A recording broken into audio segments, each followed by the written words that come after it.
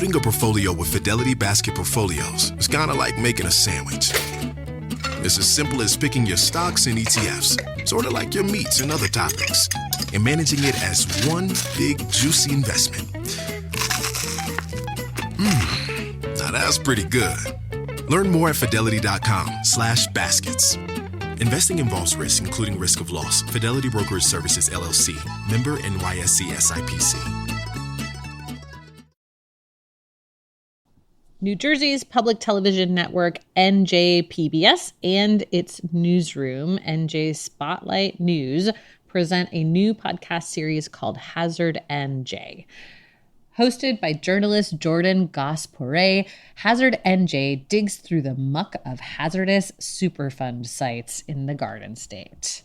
Figuratively, of course. She reports on the data and talks to local communities to present a clearer picture of how climate change may be putting these sites and the people who live near them at risk. Environmental factors like sea level rise and global temperature fluctuation continue to alter the planet's landscape. As Hazard NJ explains, those factors put places like Hackensack and Passaic rivers and former industrial cities like Newark and Ringwood at risk for future contamination. You'll hear from experts, stakeholders, and residents on what's being done, if anything, to prevent that from happening. Find Hazard NJ wherever you listen to podcasts and at njspotlightnews.org/hazardnj. Hey, hotcakes, it's Mary. Just wanted to drop in and acknowledge that the audio for this week is not exactly what we would have wanted. You'll notice in our guest background today, you can hear some sirens. And while I can confirm that Olúfemi Táíwò is not on the run from the law, though that would be fun and interesting, he was just in a hotel room and there was a lot of ambient noise. So that's what you'll hear. But I promise this conversation is worthwhile. So, just sort of imagine that those sirens are coming to arrest fossil fuel CEOs. Hey, hotcakes. Welcome to Hot Take. I'm Mary Anais Hegler. And I'm Amy Westervelt. Whew, Mary, I feel like every week we say this, but there was a lot of climate news this week. So much. Yep, there was. So much. Yeah, this episode we're going to be talking to Olúfemi Táíwò about so many other philosophical questions. But before we do that, let's talk about some of these big events that have happened. I hear tell that something's happened on your continent, correct? That's right. In Brazil, the whole world has been watching the elections there, mostly in the climate sphere because, there's this sense that if Bolsonaro can get ousted from power, that maybe we have a shot at protecting the Amazon rainforest. So it felt like a really high stakes climate election. Bolsonaro's main challenger is Luis da Silva, Lula, as he's known, very much like a workers' party, labor movement guy, far left, and he was really gaining in the polls in the lead up to this election. He did get, I think, about 6% more of the vote than Bolsonaro, but in Brazil, basically, if you don't get more than 50% of the vote, then they have a runoff election. So that is where we are now, with Lula getting, I think, 48%, like he just missed it. So they will do a runoff at the end of the month. And that sounds like it might be a win, but unfortunately, I don't know, all the people I'm seeing in Brazil are kind of like, no, this is really bad because, if it wasn't decisive, then that's where we feel like there's going to be a lot of Bolsonaro kind of saying, oh, there's fraud and sort of stoking violence. And then also quite a few people from his party won elections further down the ballot. So that means that they will still have a significant amount of power. I think people were really hoping for a real decisive, no to fascism vote, and that didn't happen. So, yeah. Yeah. We'll talk about this in more detail in a future episode, but Bolsonaro is a horrible, horrible human being. Just the worst. Literally full of shit. That was my favorite news story of 2021. Did you catch that one? Where he had to oh God. He basically hadn't pooped for 14 days and had to go to the hospital to have his poop removed because he was so I want to know this so bad. Do you? I don't want or this is it information in my head. I don't. No, I'm not asking follow-up questions. I am not asking follow-up questions about that. Absolutely no. I don't want to know anything else. It's like, I'm sorry, that is the image in my head every time I hear or say that someone is full of shit. It's Bolsonaro literally being full of shit. To all of our listeners right now, I'm sorry. Okay? I'm sorry. I didn't know this was coming. In all seriousness, Bolsonaro was not expected to perform this well. No, not at all. Yeah, that's concerning. It's deeply concerning, and he's already been laying the groundwork saying that he won't leave even if he loses. If he loses, there's been fraud, and he has a very rabid base. It's very much like Trump. And this dude is in control of the Amazon rainforest, among so many other really important climate implications, for lack of a better term. Like, it's not all fossil fuels, although there is a lot of fossil fuels. There's a lot of, like, you know, deforestation projects. And it's a lot of power to give to a fascist. Yeah. The biggest thing in the Amazon under his watch has been just massive clear cutting of forest for cattle grazing. So that's kind of a 1-2 punch when you think about deforestation plus beef. And then on top of that, like a complete disregard for indigenous sovereignty, just absolutely trampling over the rights of the communities who live in those places and whose land is being just taken from them. So, not a good It's like indigenous hostility. It is. Really it is. There's actually there's a really good documentary coming out soon called The Territory, and it centers on this indigenous community in the Amazon and how they're trying to protect their land from just random people charging in and cutting shit down during the night. Like, they'll go in the nighttime and do this. So, and I talked to one of the people that worked on that, and she, even a few months ago, was like, you know, even if we get Bolsonaro out, Bolsonarismo is here to stay. And like, you know, it's very, very similar to what happened with Trump in the U.S. Yeah. So, but we'll definitely keep an eye on what's happening there, and we'll see what happens at the end of the month. Yeah. The other thing to touch on really quick is these horrific storms. So Hurricane Ian hit Florida and South Carolina last week. It was almost a 5, actually. Yeah. When it hit Florida, it was pretty destructive when it passed through South Carolina. I'm not sure what the category number was, but it was still a hurricane. Yeah. And this is a really terrifying phenomenon. Mm-hmm. It used to be conventional wisdom that when a hurricane passed over land, it would slow down. Mm-hmm. And now that's not really happening. So Ian passed over Cuba, category 3, gathered even more strength in the Gulf, hit Florida, then weakens to a tropical storm, gets back over on the water, and goes to South Carolina as a hurricane again. This is not how hurricanes used to behave. And honestly, the first time I saw a hurricane behave this way that I can remember was Katrina. Katrina hit Florida, went back into the Gulf, got more strength, and then came back to Mississippi and Louisiana. And this is getting more intense because of climate change. And I talked about this a little bit on What a Day last week, that, you know, people will say that, oh, it's hard to attribute a hurricane to climate change. It's not hard to attribute how much worse a hurricane gets to climate change. Because sure, hurricanes existed as a phenomenon before climate change, but this type of behavior is strange. That's right. And so climate change is making these storms move slower, which means they just sit on you, which is not what you want in the case of a hurricane. Climate change has made sea levels rise. That means there's more water to be brought in with a storm surge. That's right. Climate change has made the oceans hotter, which means like that's what feeds a hurricane is hot water. And so if it passes through Cuba and, you know, the land is supposed to nullify it, but it sits right back on those hot waters of the Gulf, well, it's just going to get stronger again. Right. And our oceans have absorbed 90% of global warming since modern record keeping began. Yeah. There was this period like in the early science where like even some scientists that weren't working for fossil fuel companies even were sort of like tentatively hopeful that like, oh, well, maybe that the oceans will save us, kind of, like the oceans will absorb all this stuff and then it'll all be fine. But they quickly realize that like, no, in fact, not fine. Yeah. Yeah. I mean, honestly, like the oceans are a big carbon sink. Yeah. So that's where they're absorbing all this carbon that we've been putting into the atmosphere. But like that is what carbon capture and storage kind of is. Yeah. Or like I just don't think it bodes well for everybody who like touts, we're just going to capture the carbon from the fossil fuel plants and stick it in the ground. Right. Because like this is what's happening when the ocean stores carbon. Yeah.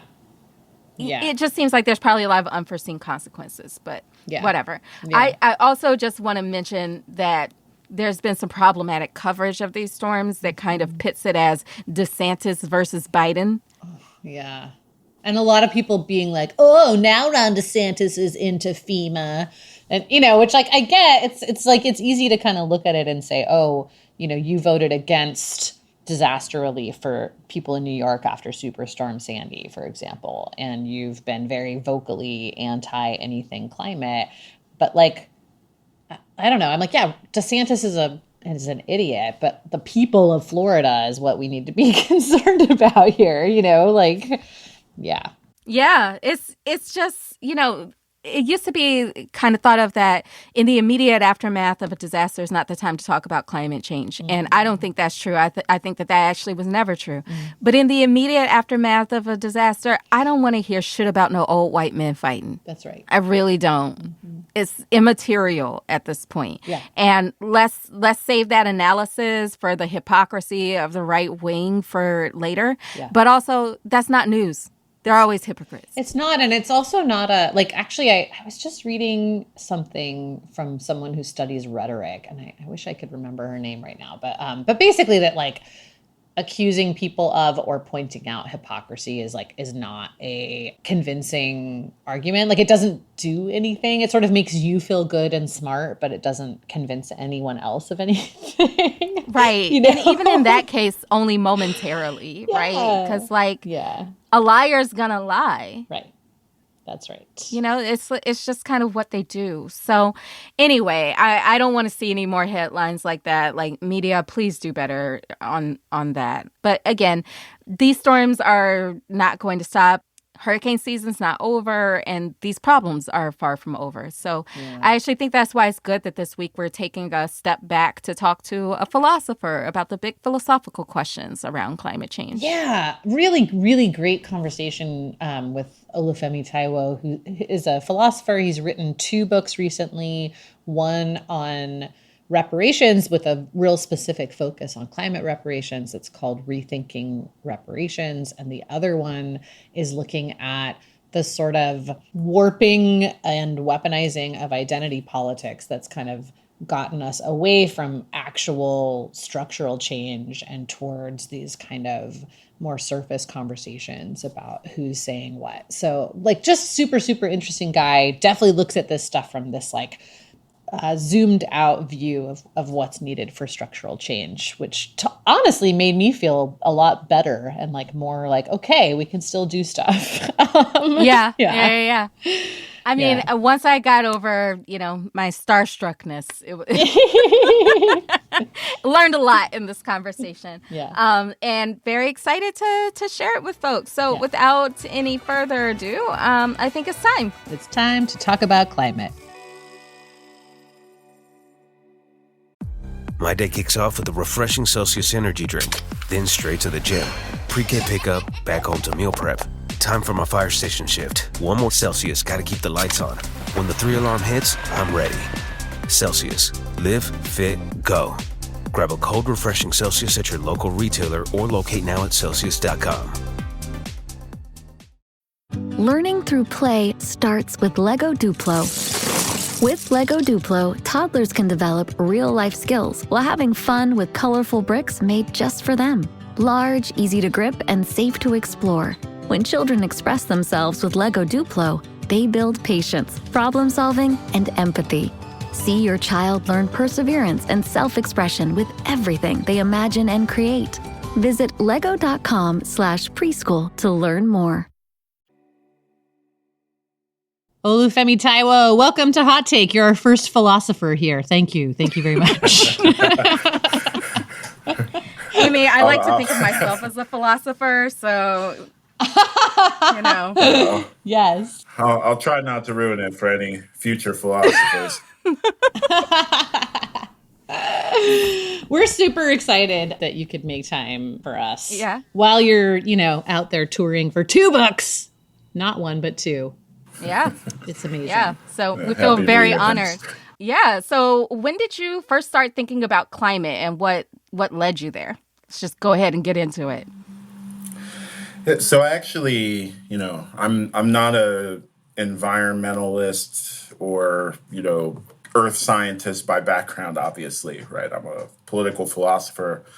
And I'd say for the better part of the last decade, I've started to drift more and more towards climate politics. And I didn't really set out to do that. I was just trying to think about kind of orthodox topics in political philosophy, and politics in general. So what are good economic structures? What are the trends in geopolitics? I work on colonial thought and anti-colonial thought. And so I'm like, where are the baddies of the world going to be up to in the next few years? And what's it going to take to counter them? This is sounding like a comic book. It's getting real. It's getting real comic booky out there. I'm not gonna lie to you. Especially but the dark comic books. The Frank Miller stuff. But I basically just kind of backed into it from there. As soon as I tried to answer any of those questions on a time scale longer than a few years, I kept running into basically all of the stuff that climate scientists are talking about. Where's the water going to be? Where's the arable land going to be? What kinds of energy moves are the big powers of the world going to make? Those are the questions you have to start thinking about if you want to know 20 years from now what the world is going to look like. And so eventually, after coming to that conclusion from 5 or 6 different angles, I just thought, maybe I just need to look at climate politics directly. That's interesting. What was like the first thing that you started looking into in like any detail on that front? Basically, I'd say the first thing I was starting to look at was militaries. As folks might know, the U.S. has a bunch of bases across the African continent. There's all of these various, counterinsurgencies that they claim to be running. They're not alone. France and Russia have big footprints across the continent. And you dig into what security studies people and all the, and all these, the huge complex of people that work on these issues and, are involved in national security, this or that. And they're all, they're pretty honest about things. They expect more conflict as the world gets hotter, as displacement becomes a bigger and bigger problem, and people are displaced in bigger and bigger numbers. And they are very explicitly tooling up to be fighting conflicts in more of the world and fighting hotter conflicts in parts of the world where they're already fighting. That's super interesting and terrifying. Okay, I have a really important question for you. Oh my God. And that is, here it's happening, Mary. How do philosophy students feel when they fail an exam on empiricism?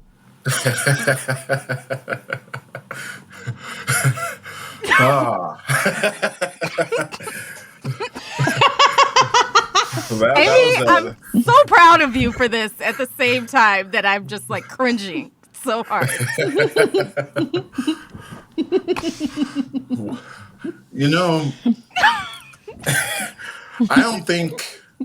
Obviously, nobody likes to fail anything, but I think students are very confused when they don't do well in philosophy. Isn't it just vibes at the end of the day? Vibes and questions.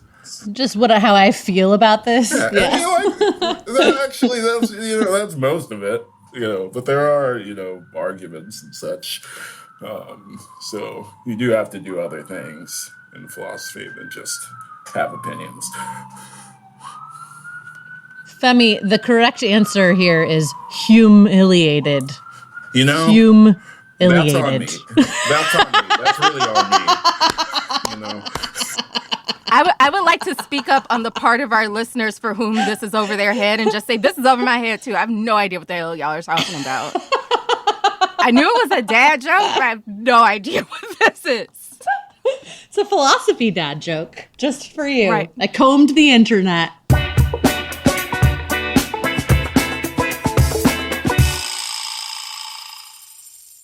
Hot Take is brought to you by Bite.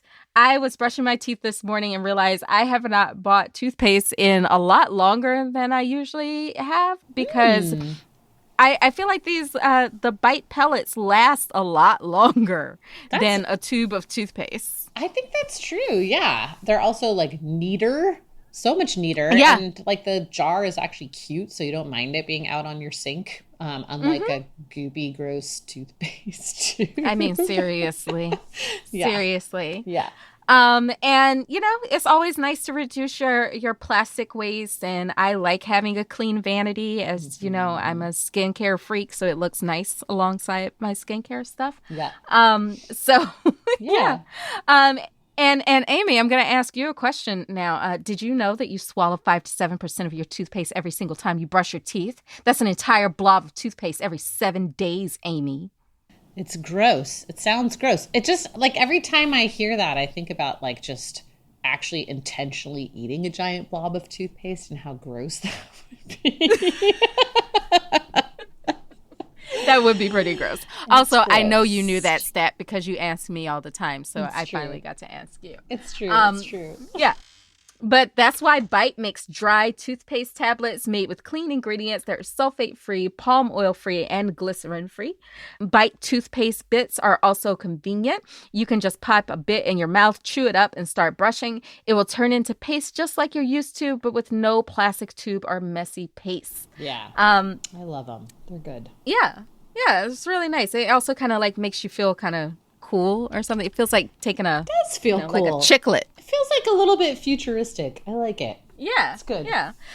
As we mentioned, they come in refillable glass jars and they send refills in compostable packages. So they're better for our bodies and our earth. No more plastic toothpaste tubes. Yeah. Bite makes plastic-free alternatives for everything in your bathroom sink, from toothpaste, mouthwash, toothbrushes, and deodorant. So you can cut out the harsh chemicals and plastic waste without compromise. I actually really do love the deodorant. I think it smells nice and it works easily. Nice.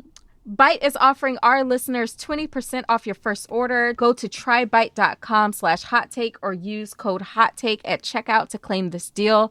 That's TRYBITE.com/hottake.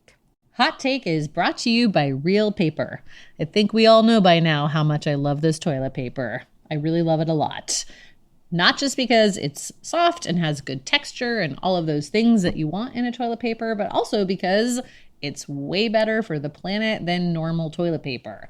Every day, 27,000 trees are cut down just to make conventional toilet paper. 27,000 trees per day. That's a lot of trees. Yeah, it's almost 10 million trees per year just to make something that's used once and then flushed down the toilet. Or if you live in Costa Rica like me, put into a trash can right next to the toilet. I'm sorry, what? Yeah, it's a thing, Mary. Latin America. Okay. Latin America, not great plumbing. That's where Real Paper comes in. Real makes sustainable toilet paper that contains no trees. No trees. It uses 100% bamboo instead, which is awesome because bamboo is basically a grass. So you can cut it. If you imagine like cutting grass, that's what you can do with bamboo, and it sprouts right back, no problem. There's no replanting needed. You don't damage the plant. You just kind of harvest what you need, and it continues to grow. They also don't use any plastic in their packaging. Their packaging is compostable, and they offer free shipping on all orders. And if I can add, the packaging is pretty cute. It is cute. It's like exciting to get this box of TP. Real paper is available in easy, hassle-free subscriptions or for one-time purchases on their website. All orders are conveniently delivered to your door with free shipping and 100% recyclable, plastic-free packaging. If you head to realpaper.com/hot and sign up for a subscription using our code HOT at checkout, you get 30% off your first order plus free shipping. That's REELPAPER.com/hot or enter the promo code HOT to get 30% off your first order plus free shipping. So let's stop flushing our forests and try Real's tree-free paper. Real is paper for the planet.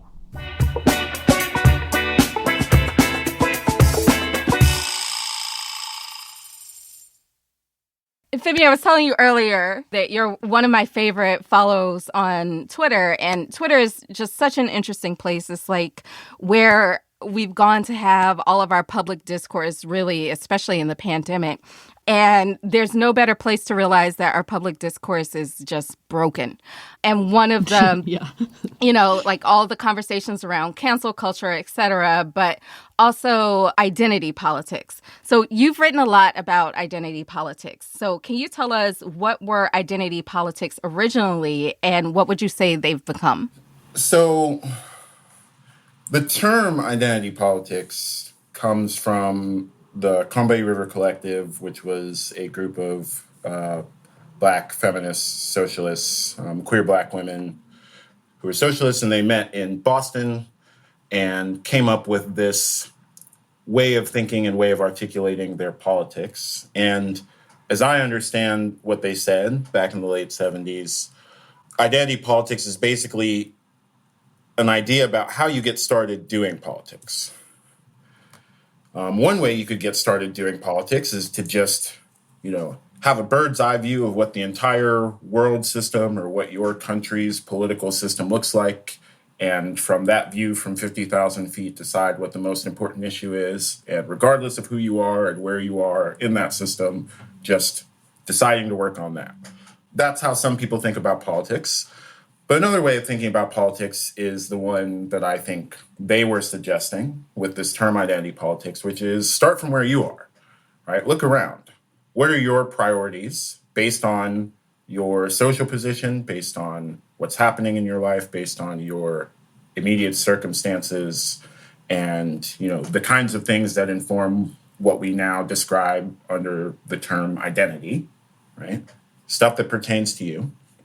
Start there, figure out what's important to you, do politics from there. That's compatible with moving on to working with other people who are differently positioned and who have different priorities. But you'd be working with them, in a real self-determined way, in a way that took where you are in the world seriously. And I think there's a lot to be said for that. I think it's a good idea.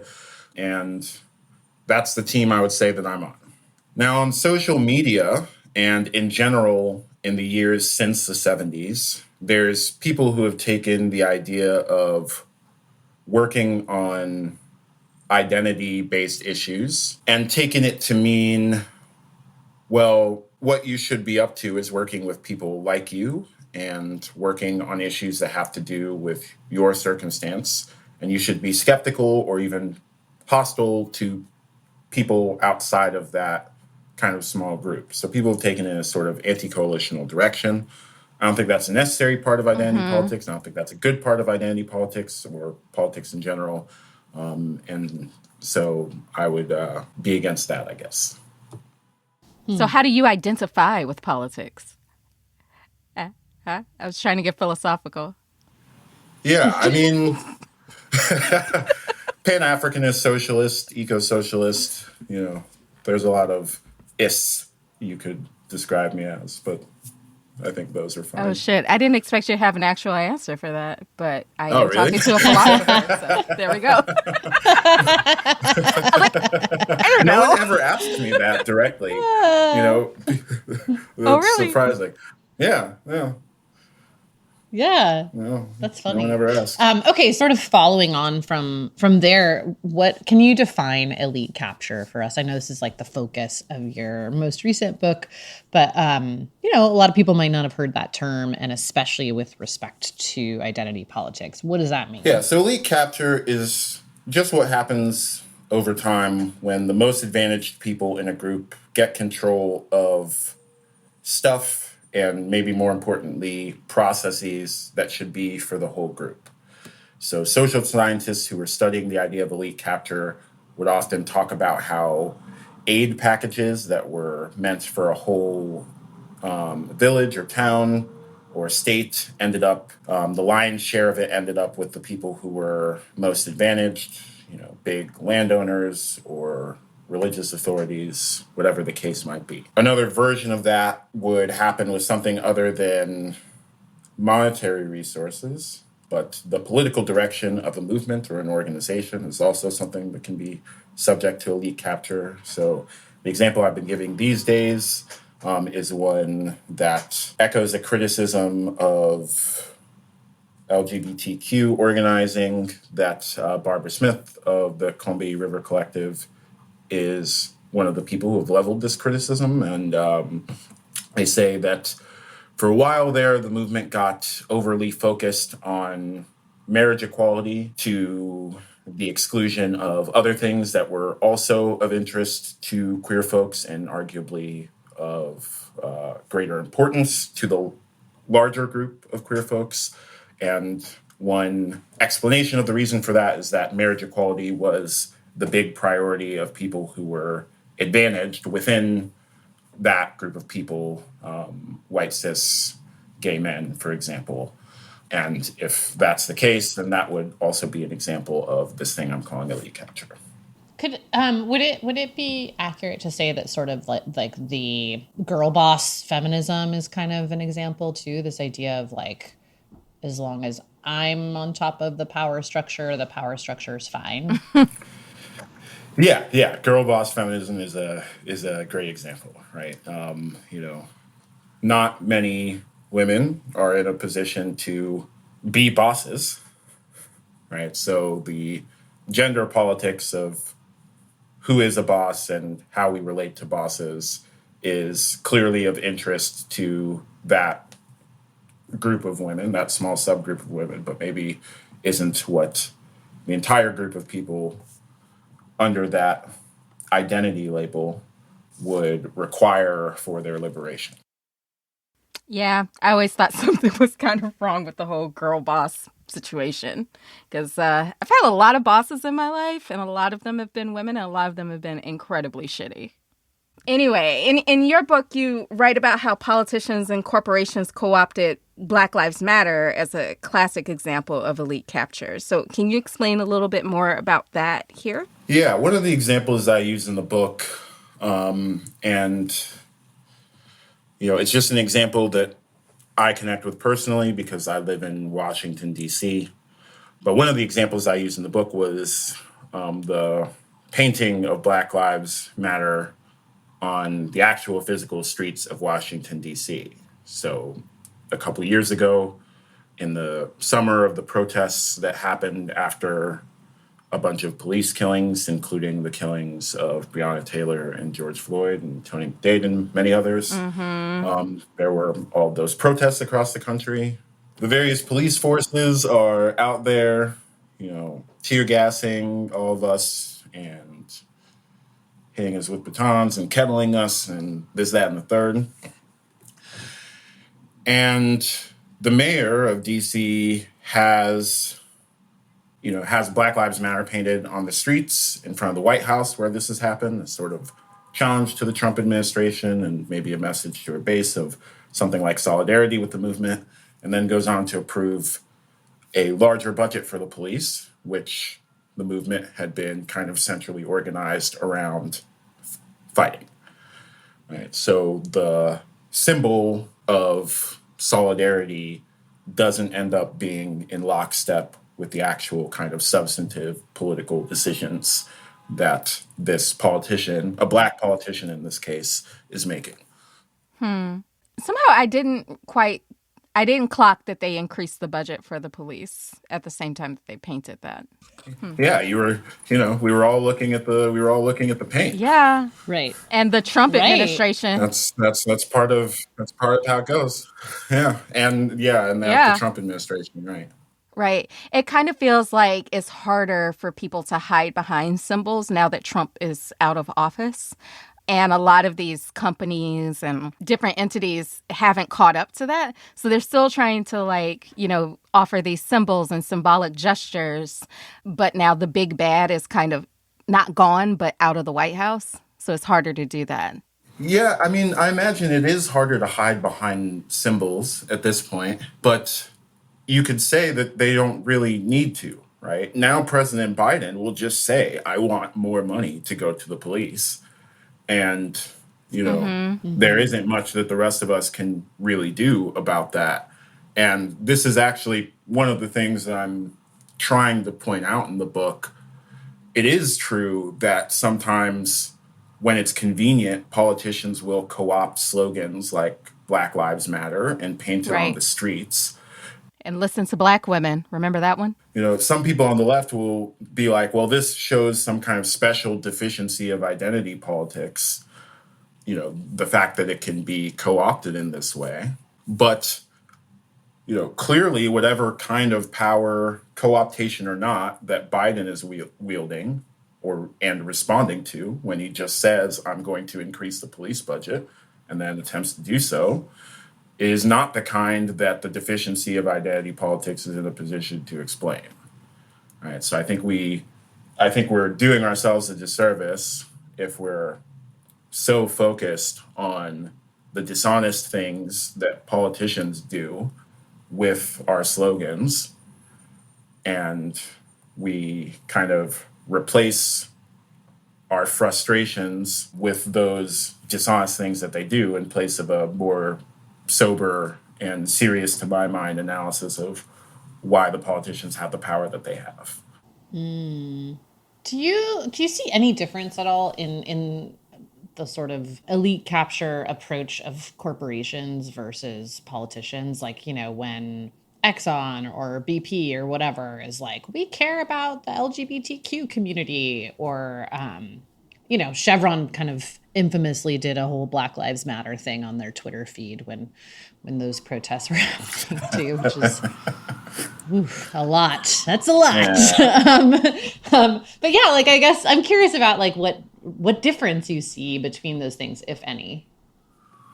Yeah, I'm not sure that I see much of a difference. I think at the end of the day, neither President Biden nor Chevron needs the majority of people to really believe in what they're doing. It would be nice. I guess if there is a difference, it's that we do vote for who's going to be president.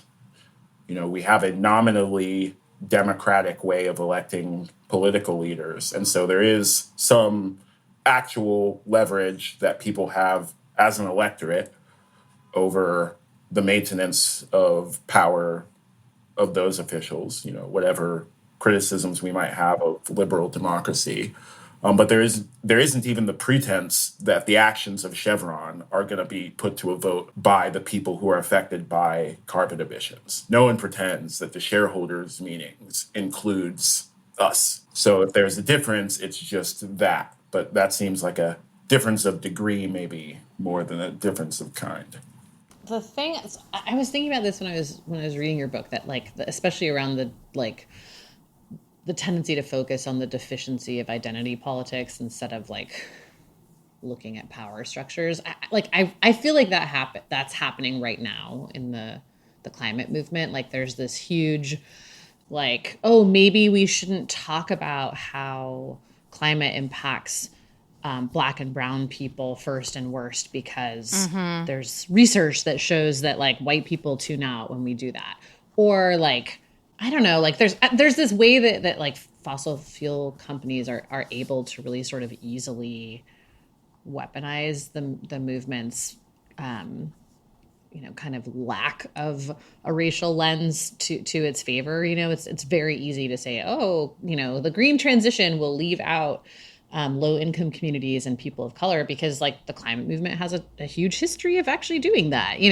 So anyway, I don't know. I just like I wonder if that's like a good lesson for the climate movement, to like, instead of worrying overly much about how people in power will or won't react to identity framings, to like just look at the fundamental lack of justice in the movement and fix it. Yeah, at the end of the day, you have to decide for yourselves what is important.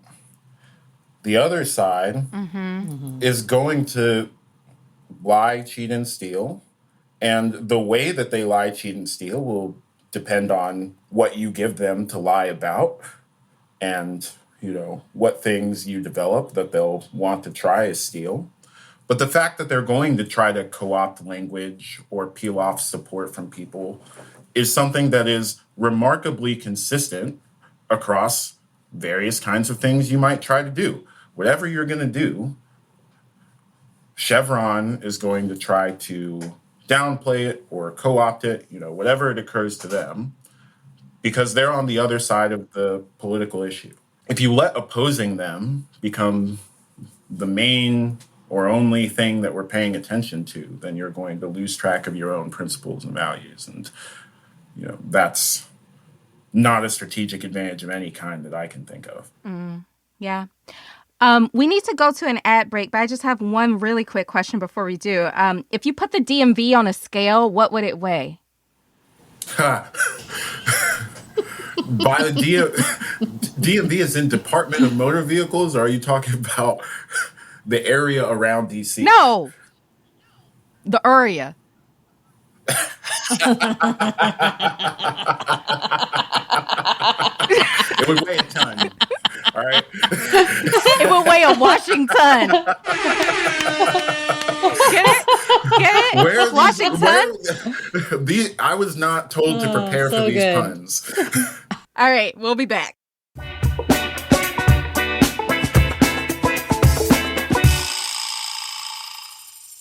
Hot Take is brought to you by Birch.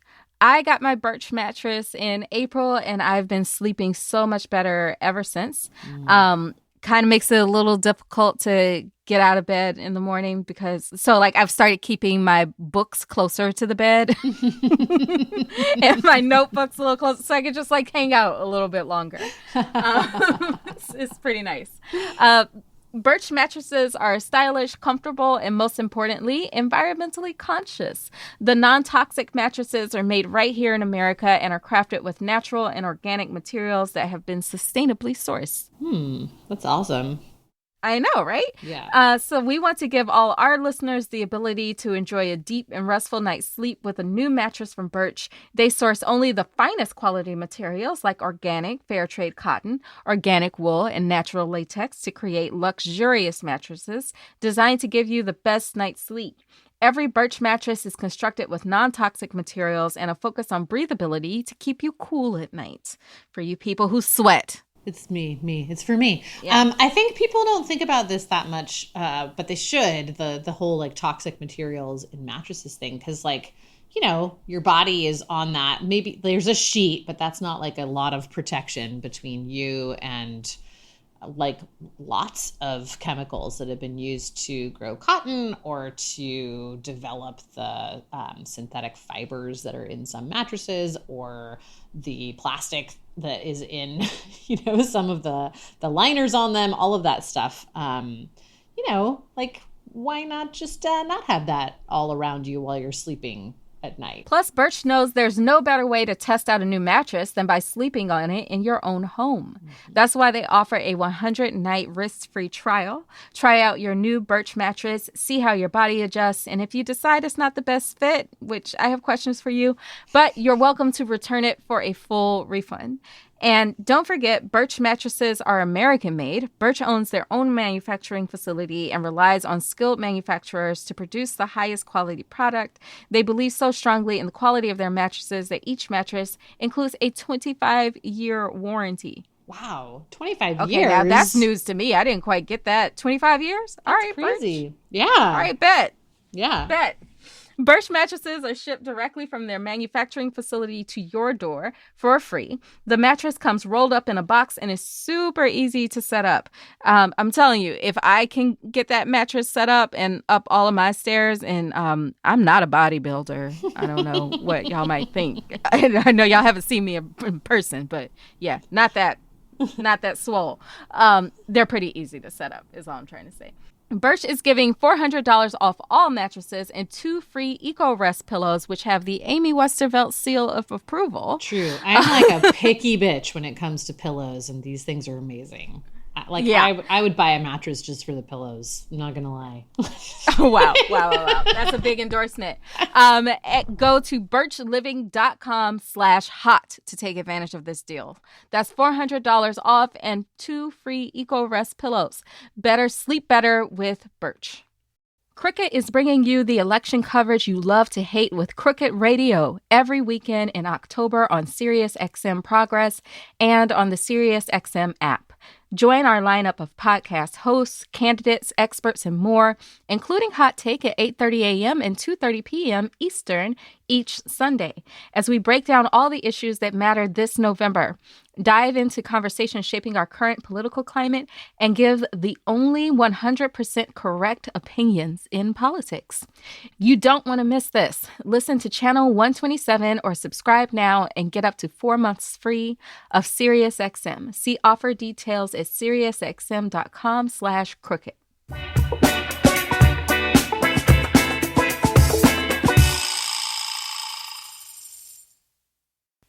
And we're back.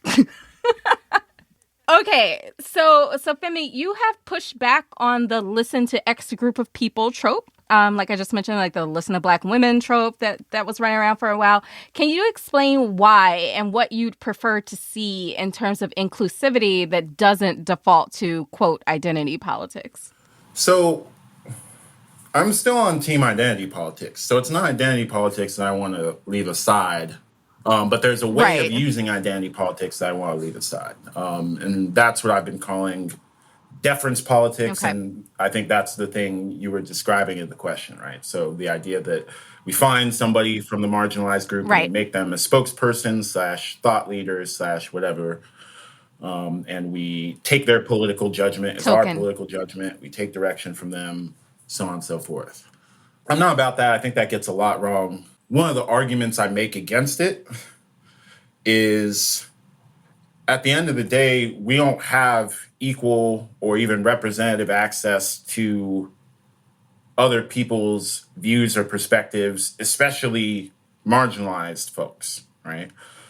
Some people get pipelined to prisons and other people get pipelined to PhDs, right? So if you stand on the end of all the social processes that decided whose opinions you're even in a position to interact with and which people you're in a position to interact with, it's gone through all these filters of this unjust social structure that we have all these problems with. And you have no reason to think at the end of that, the particular person or viewpoint that the world has put in front of you is the one that's going to produce a, good progressive revolutionary perspective. Right. So I tell one of the stories I talk a little bit about, one of the cases I talk a bit about in the book is the idea of the actual Flint water crisis. And the direct thing to say is, actually, we're not trying to figure out what it's like to have your water poisoned.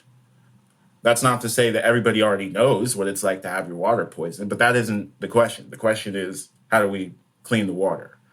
Right. And that is a question that's going to involve, obviously, listening to people who live in Flint, but it's going to involve listening to plumbers, and it's going to involve listening to the kind of lawyers who can sue the government. It's going to involve listening to the kind of organizers who can rally support and organize citizen science campaigns. It's going to involve listening to a lot of people And the questions that we're asking them aren't about this experiential idea of what it's like to be marginalized or oppressed in a certain way, but it's about how to do a practical thing, which is resist and, destroy a power structure that is doing the harmful thing in the first place. So part of me wants to argue with this because I want people to listen to me specifically because I am right about everything. So, that's one thing. Yeah, to be clear, everybody should be siding Mary. That is built into it. Damn right. Yes. Damn right. We could end the episode right there, but we won't. There's more to talk about. But I do kind of worry about it, specifically in the climate space where Black and brown people, women, just like basically anybody who wasn't already a rich white man has not really had access to like work on the solutions so much. Like it's been such a white dominated space that it's like, well, if we take away this idea that you need to, listen to the people who are on the front lines of the climate crisis because they're more intimately aware of what it feels like to be on the front lines of the climate crisis and therefore may know more about the solutions than the people trying to solve the problem. Does that put us back in the same place of where it's really just wealthy white men working on the solutions who happen to be the exact same people working on the problem, demographically? So I guess there's two things to say. One, we are there. Like what you just described is correct. In terms of who has been put in a position to work on these issues from a, kind of more technical background, we are in a position where, the people who have certain specific kinds of expertise are going to skew white, male, middle class, upper class, all the things we can fill out. But this critique isn't what puts us there. This critique is just for us to admit that that's where we are. Okay. Right? And actually trying to change the subject to we need to figure out what it's like to be oppressed isn't going to change that reality. What is going to change that reality is changing that reality. Right? We actually could, as a matter of, concerted, deliberate political action, try to change who it is that gets access to the kinds of information that lets you participate in discussions about how to fix this or that. We actually could decide that we want to democratize scientific processes, democratize the collection of information and who gets to be in those conversations. And that would require, not a norm of listening to, different people as though they have all the answers already, but actual structures of how we ask the questions in the first place. You know what this is making me think of? And it's so like, is that, who is like the only sector that I know of that's investing a serious amount of money in like STEM training for young people of color. Oh my God, can I guess? In low income communities. Who is it, Mary? Fossil fuel industry. That's right. That's right. So like. Yep. Yep. Oh, the predictability. Yep. Wow. That's so interesting. You made this comment in your book that I think is related to this, but correct me if I'm wrong, about like, instead of worrying so much about who's in the room, we need to leave the room altogether. Oh. But it feels like what you're suggesting is that people like just take a step back and look at the actual structural stuff instead of worrying about this point that's kind of like two steps beyond that in terms of like, oh, let's worry about how we talk about it. No, I think that's exactly right. Right. And obviously these structures and the people atop them have more resources than the rest of us. And, we're not going to be able to challenge this huge global structure of capitalism just by looking at it differently. Right. Obviously, I'm not trying to suggest anything like that. All that I want to do is take a look at deference politics and point out that we're not challenging things at all. right? Or deference politics isn't challenging things at all. I mean, so it sounds like there's a lot of arguments here to focus on systems and not individuals, which generally I'm for. But is it okay if I individually hate CEOs of oil companies, though? Oh, yeah, fuck 'em. You know, Just wanted to make sure that was still cool. that's fine. As Amy well knows, I'm all about prison abolition, but just like give me a couple of gulags to hold on to for some very specific people.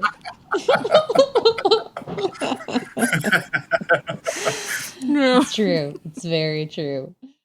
Okay, so this is super interesting. And first, when I saw that you had this second book coming out, I was like, "Oh my God, how does he do it?" But they super relate to each other, I think, in this very interesting way. Like what we were just talking about, I think, kind of goes directly to some of the arguments that you're making in Reconsidering Reparations around sort of the need to not just think about repairing damage or compensating people for past damages, but also like, how do we fundamentally change things so that that damage doesn't keep happening now and into the future?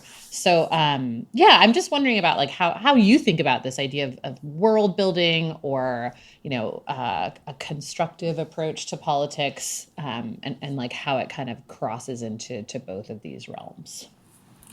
Yeah, I definitely use these terms, world making, constructive politics in both of the books. And I really think the idea is more or less the same, but you need to actually make the world different if you're trying to make the world different. Mm-hmm. And you put it like that, and everyone's like, well, of course, right? Like, what else would we be doing? Right. But if I'm right about the criticism of deference politics, then not everybody is in fact thinking about politics or organizing politics in that way, right?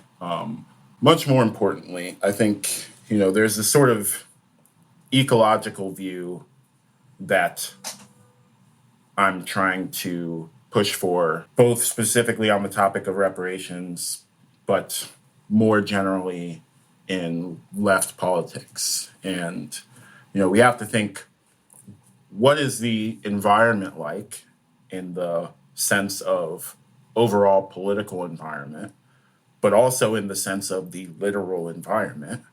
But what would the environment be like where we can actually win any of these political contests that we're trying to win? Like, do we think we can challenge corporate power with a union density of 10% like we have in the United States? Or would it need to be triple that or quadruple that if we wanted to win? I think that is a constructive question if you're trying to build a labor movement that can stand up to the corporations and political elites that run everything. That's super interesting. I guess, like how does that relate to kind of, I don't know, I guess like kind of getting back to the original intent behind this term of identity politics, the thing that makes you say that you're still team identity politics. How do you think through moving everyone over to that interpretation instead of this deference politics thing? So one of the ways that I think through the relationship of identity politics to this, and one of the ways that I think identity politics is particularly valuable, is that if we have this ecological view, one of the things it explains is why we don't all have to be doing the same thing. Right? So I think for some people, there's a kind of central organization that would be the engine of progress. Maybe it's a mass socialist organization. Maybe it's a political party that was maybe a genuine labor party in the United States, for instance, or maybe a better left party than the existing ones, as might be the case in other parts of the world that have labor parties. But some people think, the struggle of trying to make the world different is trying to get people to follow this line. and join the particular good party and or good revolutionary vanguard or whatever the case might be, and get enough people doing the right thing to make the world change. But if you have this other more ecological view, then maybe that's not what you think. Maybe you think it's good and potentially helpful for there to be more labor unions. It's good and potentially helpful for there to be more, say, debtors unions. It's good and potentially helpful for there to be more tenants unions. It's good and potentially helpful for there to be a stronger left feminist movement defending reproductive justice. It's good and potentially helpful for there to be a stronger abolitionist movement trying to close prisons and defund police departments. And the proliferation of each of those things is going to help each of the other things. And you can make that case at the level of issues, but I think what's also just demonstrably true from history is that another thing that helps decide which people some people are willing to work with and how deeply some people are willing to work with other people has to do with these things that we've called identities, right? Like maybe there are some people who would be willing to be part of a debtors union that was specifically geared to trans folks. Or maybe there's some people who would like to do prison abolition work that was centered around Black experiences with incarceration and policing. And if you're like me on team identity politics, I think that's fine. That's maybe, helpful. I can easily see how that could fit into a larger social movement that ended up with changing the world. And I don't need to convince them to join, my mass party and agree with all the things that I think are true about the Russian Revolution in 1917 or whatever. I don't think I need to convince everybody of all these particular things. I just think I need to convince enough people to do one of the many things that would help push politics forward. It just sounds so practical. I love it. It's like, let's do some specific tasks and get them done. I'm not trying to minimize your approach. I actually think it's like, it's really, really, like it's weirdly like mind blowing, but also just focusing people's minds on like the practical tasks at hand too, in this way that I just don't see a lot of people doing right now. Yeah. It actually makes me feel less overwhelmed to hear you talk about it. Like when you hear the term world making, it can feel a little bit like, oh shit, we have to like completely redo everything. But you're right. If you have like small groups of people who are, maybe part of a loosely connected collective, but like each working towards this shared goal and each doing a different role and a different thing, then it becomes much more achievable.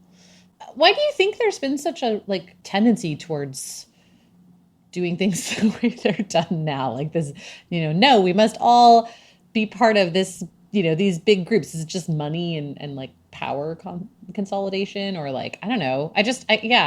Is there some social tendency towards that? What is that? I think it's just been harder to do lots of campaigns, right? So the flip side of noticing that union density has fallen in half since the 1980s and decreased by even more if we take a longer time scale, is that it's just harder to do union stuff, right? Each union that exists is a potential resource for other workers that might unionize, a potential source of examples for other workers who are unionized, trying to figure out potential strategies that might work or might not work. And if you have fewer of them, it's just harder to do the union thing. And one of the things that's happened over the past few decades since, a major, I would say, win for the global left over the decades that followed the Second World War is there's been a global crackdown on leftism of all kinds. Right? They've persecuted people, they've killed people in mass, they've made it more difficult for folks to transmit knowledge and resources and even whole institutions across generations. And so it's just harder to do the range of strategies that people were doing when all of those intergenerational and intra-generational links were intact.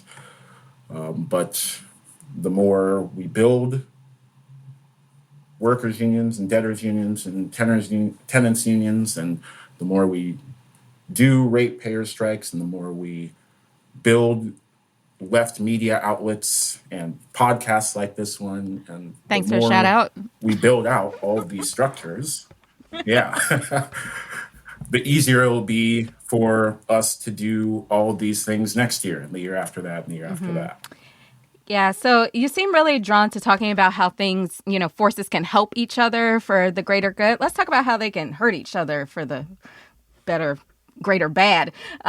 So how does something like the politics of deference and benevolent racism intersect with ecofascism? Oh. Yeah. Oh, boy, we're getting right to it. Huh? It took a little while, but we got here. Okay. I mean, I think one of the things that emerges on the other side of this kind of essentially quasi-tokenism, really, if we're talking about it, right? But the idea that what you need to do is find somebody of the right identity category and take political direction from them is just the co-option of that strategy by the right. And again, as I said before, we shouldn't be surprised that they co-opt that strategy. They would co-opt any other strategy that was happening. But what it does mean is that, the Herschel Walkers of the world are going to find, and the Candace Owenses of the world and whoever else, they're going to find a ready and willing audience on the right. And they'll find lots of resources to get their particular brand of politics out. Even in Italy, some articles I've read recently say that the new brand of fascism there is adopting a red-brown approach, as they call it.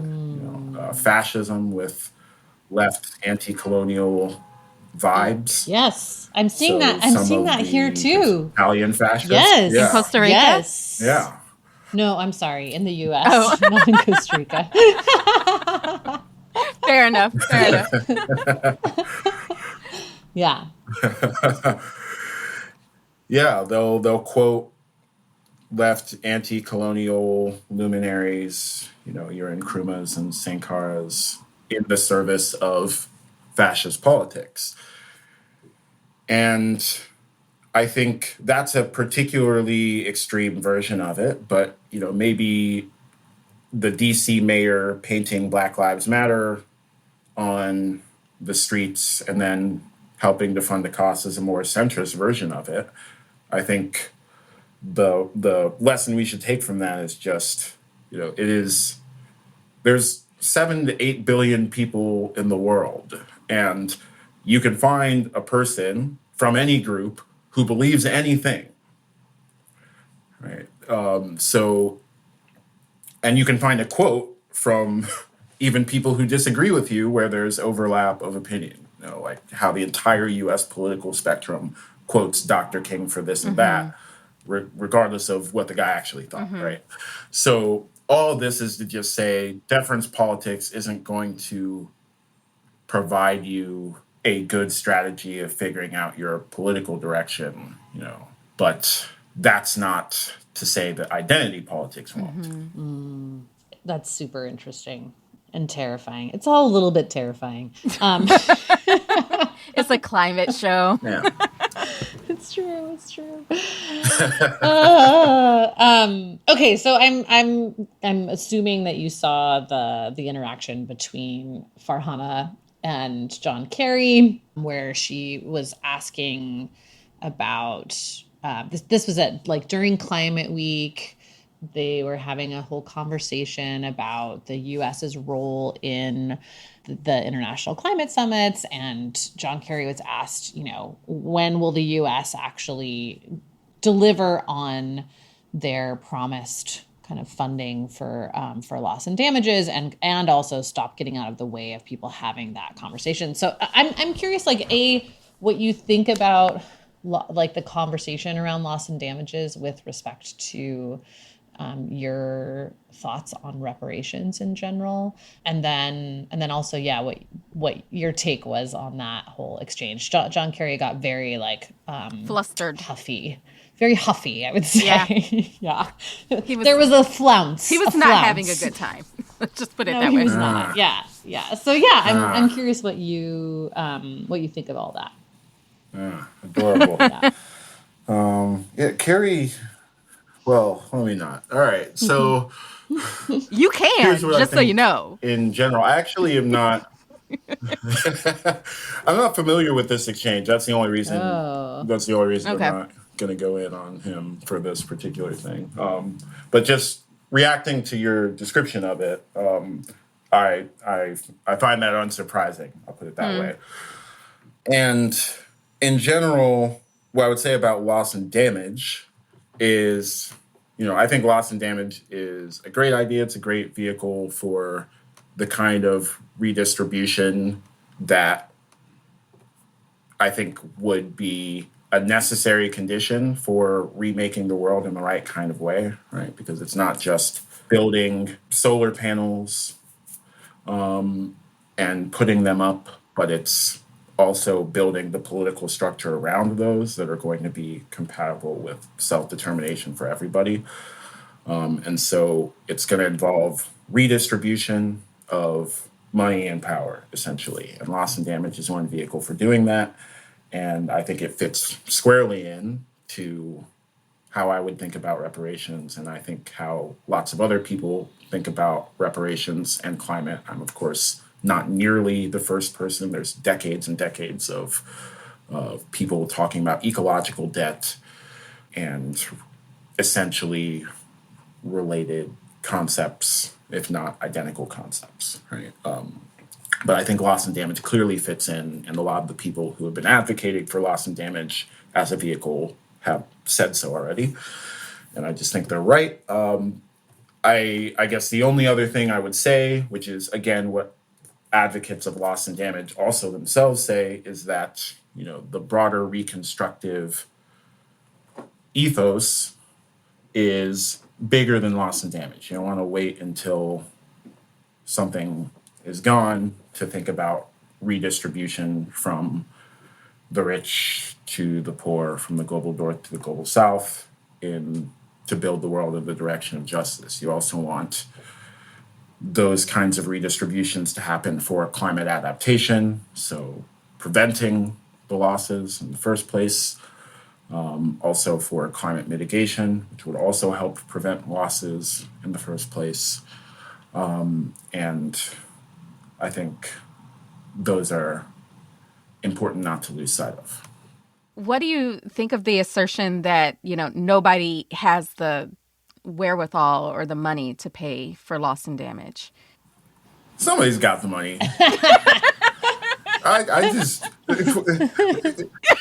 Well, that was the argument with Farhana and John Kerry. It was like, nobody has that kind of money, like, whatever. And it's like, well, what about your military, though?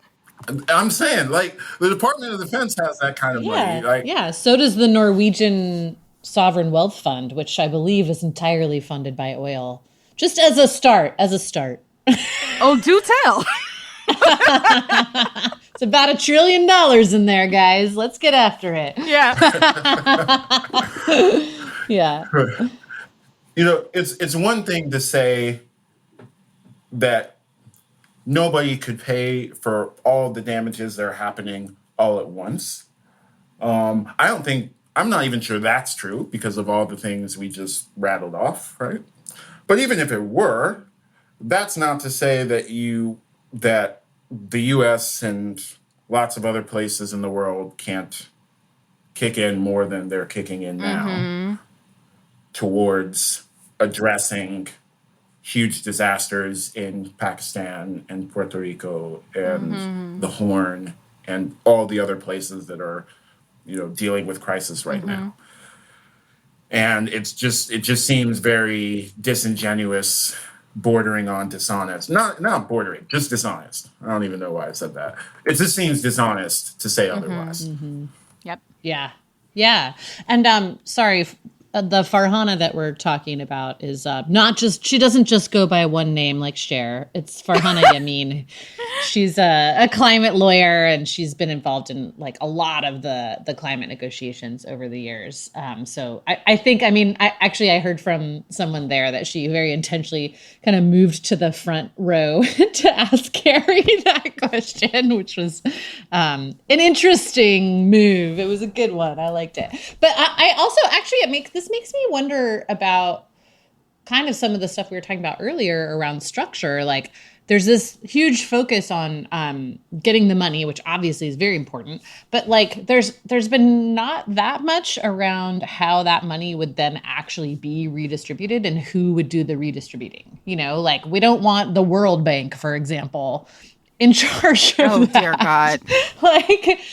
So like, I don't know. I just like, is that something that you've thought about, Femi? Like, what would an equitable redistribution of money in like a loss and damages framework look like? Just solve that on the fly. Yeah. Figure it out. Yeah. I assumed this was in the book. I talked about it in the books. All right. So there's obviously a lot that would have to happen for any of this to work, but the broad thing I would say is that multiple scales of redistribution need to happen. And transfers, redistribution happening on individual or household level scales is a possibility and already happens now, with much smaller amounts than we would like, but you can just, in fact, give people money. There's unconditional cash transfer programs happening lots of places. A lot of them are billed as experiments. I don't really know. I couldn't tell you, why people are so convinced that we need to do experiments around this. We actually know a lot about what happens when people get money. But, more research. More research is needed. But groups like Pacto Ecosocial del Sur build universal basic income as part of their broader view of what ecological justice looks like. And part of the reason, I think, is what's behind your question, right? We have lots of imperfect political institutions. The IMF and the World Bank are certainly on the list, if not at the top of the list. But also, national governments are not perfectly representative of everyone in either the global north or the global south. And so we can't pretend like just transferring money from government to government is going to be, in and of itself, a panacea to our problems. But I think that the kinds of corruption and mismanagement that we see at the level of national governments, including in the global south, is related to how much money they have, right? In part because lack of state capacity turns into, one, probably a sense of hopelessness about whether or not the social problems can actually be solved. And if you don't think they can be solved, why wouldn't you just graft?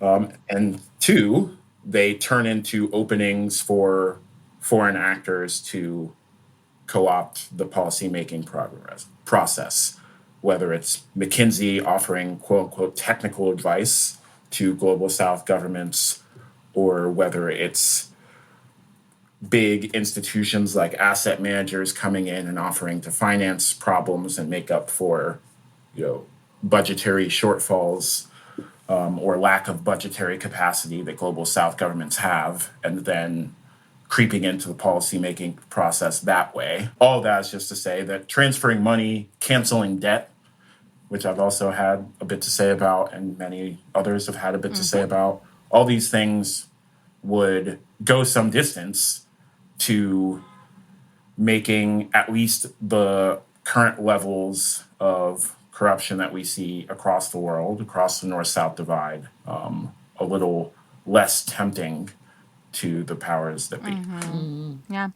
Well, Femi, we clearly could talk to you forever, and we clearly need to have you back on the show soon. So I think we're going to have to leave it there. But thank you so much for coming, and everybody should go follow you on Twitter, and wishing you the best through the rest of your book tour, because it probably is exhausting.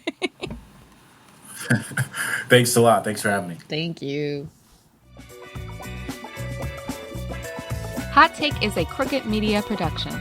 It's produced by Ray Pang and mixed and edited by Jules Bradley. Our music is by Vasilis Fotopoulos.